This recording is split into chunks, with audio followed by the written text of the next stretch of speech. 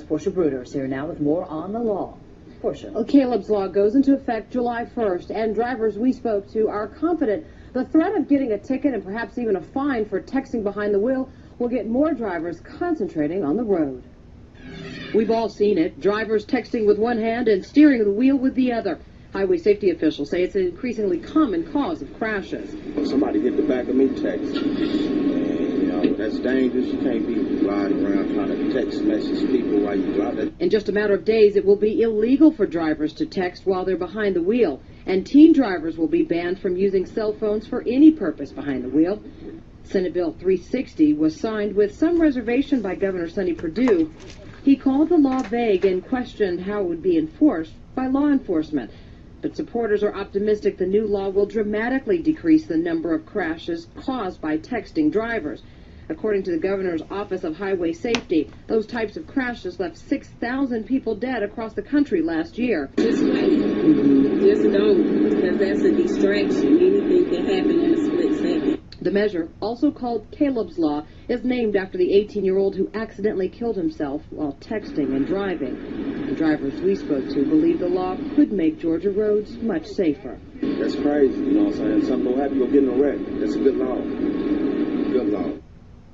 Now, a conviction will result in a fine of $150, and a teenager who is charged twice with texting while driving will be subject to driving with more restricted license provisions for a period of 1 year. Amanda?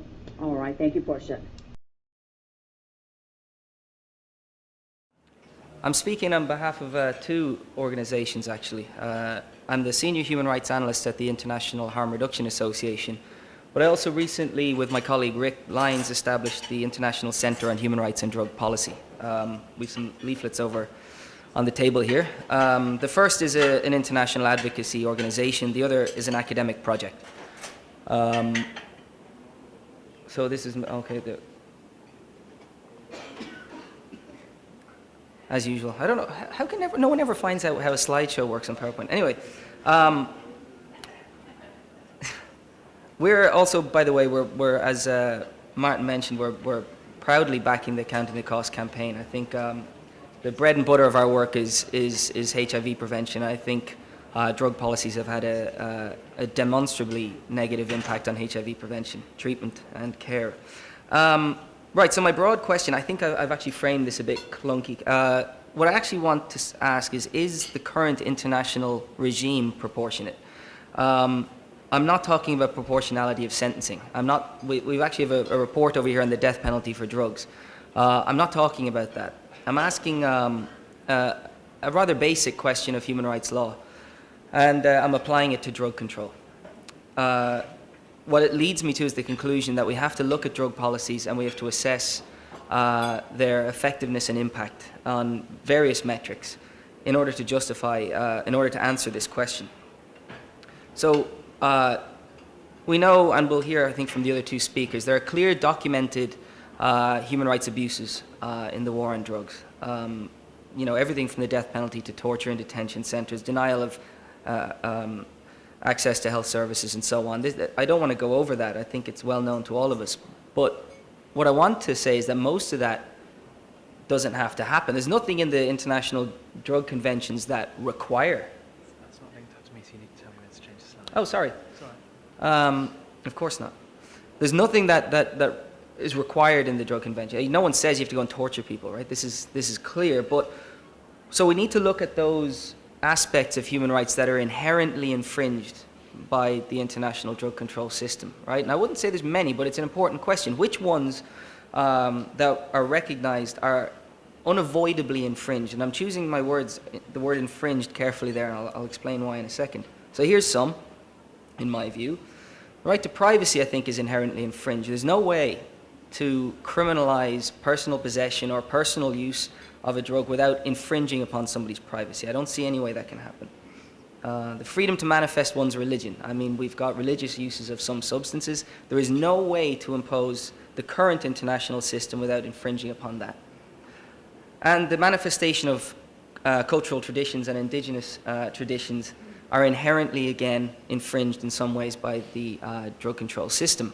That's unavoidable, okay, totally unavoidable. and this is where my wording became rather careful, these rights aren't absolute.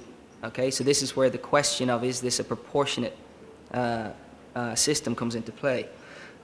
It's why, for example, I've said here in manifestation of one's religion, okay, because your religious beliefs are absolute. Nobody can take those from you. But if exercising that is manifested in, for example, hurting somebody else, then that can be infringed, okay?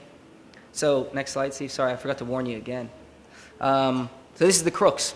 When does a legitimate infringement of these rights that are unavoidably infringed become an illegal violation of those human rights? That's the question I'm asking.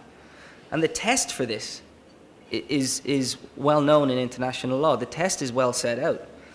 And what I want to do is apply that test to the current system. Is it prescribed by law? Is it in pursuit of a legitimate aim? And this is the most important bit. Is it necessary in a democratic society for the achievement of the aim? Broadly called the proportionality test. And the way we look at that is by looking at whether there are less intrusive means available and whether it's been imposed arbitrarily or in a discriminatory fashion. Okay, so let's look at that in the context of drug control. Is it prescribed by law? Yes, of course. We've got an international, nearly universally ratified legal system. Okay, so yes. Does it serve a legitimate aim or a series of legitimate aims? I think, sure, of course. The health and welfare of mankind, that's a legitimate aim. Security questions, legitimate. The protection of children, in fact, a requirement of the Convention on the Rights of the Child. But fighting the drug trade itself, which we often hear, that we have to fight the drug trade, therefore we have to infringe upon various rights. That's not a legitimate aim at all. It confuses means and ends. Fighting the drug trade, at the moment, the way it's done, is a means to achieve those other aims. So it passes the first two. So we come to I think the tricky one. Is the current international drug control regime necessary in a democratic society for the achievement of, I don't know, the attainment of public health, for protecting children, you name it? In fact, for any of these, does it help with development? Whatever excuse you want to put in place for the drug control system. Are there less intrusive means available to achieve your stated aim? Okay, that's the first question. I'm going to leave the question open. I just think it's a question that needs to be answered, and I think the Counting the Costs campaign is asking that very question. You have to bear in mind when you're asking that question the duration of the infringement and its scope. In this case, the infringement is perpetual. It will never go away, and it applies to every single human being on the planet almost at this stage. Now that means that it's not de jure or in law discriminatory, but it might have discriminatory impacts, meaning that on the ground it actually has discriminatory effects, and I think we can demonstrate that. Is it arbitrarily imposed? And by that, has a decent evidence base been taken into account? Now this is the question, I think, and again I'll leave it open. I'm not going to answer the question. I think this is one of the values of the Counting the Costs campaign. If you're not going to evaluate the policy, how do you know if it's arbitrary or not? And it seems like we've heard from so many politicians, particularly in Britain, thanks to Transform, a refusal to evaluate drug policies. And I already dealt with the discriminatory issue. I mean, the law might not be discriminatory in itself, but on the ground it might have discriminatory impacts. I'll deal with that a little bit later on. Actually, I'm going to deal with it right now. So, sorry, Steve, next slide again. I keep forgetting to tell you. This is a really, really great case to read if you get the chance, okay? This case involved a guy called Prince who was applying to the bar in South Africa. He's a lawyer. He's also Rastafarian, and he said in his application, I smoke cannabis and I'm not going to stop. It's a manifestation of my religion. I'm not going to stop. So he was refused permission to be a lawyer. He was refused access to the bar, so he challenged it. Now, he lost by a very slim minority. But the interesting thing is the way that the minority and the majority argued the case, okay? So for the minority, Nkobo, Justice Nkobo, who's now the Chief Justice of the Constitutional Court of South Africa, he really looked at the proportionality question as I've just framed it, looking at the perpetual and blanket ban on the use of cannabis in South Africa and how that impacted upon Rastafarians and whether there was any less intrusive way to deal with your health concerns around cannabis. And when he analyzed that question, he found in favor of Prince. When the majority avoided the question of proportionality and based their reasoning on the international drug control system, they found against him. Now, that speaks volumes. And I really do recommend that you find this case. Just enter it in Google, you'll find it, and read Justice Nkobo's reasoning. It's very, very well thought out. And compare it to the majority, which is actually really bad. It's just badly done. This video will show you what to do or not do when arrested. Don't mouth off to police. Your attitude makes a difference how you're charged. Don't run from police. You'll look guilty and be forcefully arrested. Don't consent to any search. If police find anything incriminating, don't talk. Ask for a lawyer. Don't invite the police in. Talk from your doorway. Anything in plain view can lead to warrantless searches. Don't help police by putting you in jail by looking towards incriminating evidence or reacting to anything found. Arrested outside your home? Don't go back inside. Don't let the police move your car. Those are opportunities for searches without a warrant. Don't resist arrest. Physical contact with police can turn misdemeanors into felonies and land you in prison. Don't talk in the police car. Your conversations are recorded. The law allows police to lie about everything.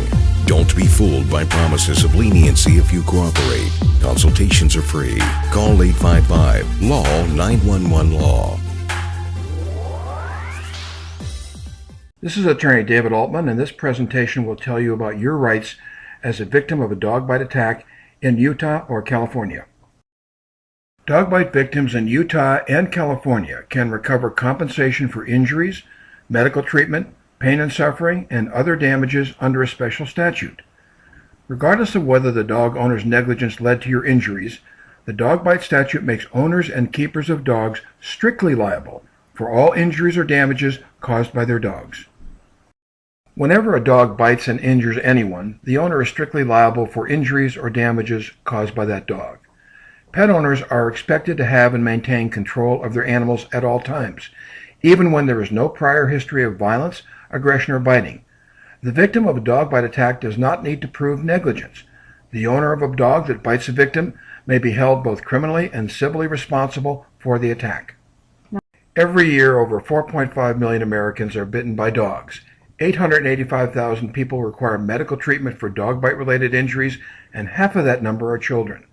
Those numbers reflect only the reported dog bites. Fatalities, while uncommon from dog attacks, do occur. The rate of children's dog bite injuries is highest for those between the ages of 5 to 9 years. Children who have been bitten by a dog may experience severe emotional trauma, sleep disturbance, post-traumatic stress disorder, and often suffer permanent and serious physical injuries from being mauled, such as scarring, disfigurement, nerve damage, broken bones, infections, and lacerations. Like the majority of other states, Utah and California dog owners are subject to strict liability laws. Those laws impose responsibility regardless of fault whenever a dog bites someone or bites another animal. Utah law makes dog owners liable for any injuries or damages caused by their dog, regardless of that dog's lack of prior aggressive behavior or the owner's absence of any knowledge that their dogs are predisposed to biting.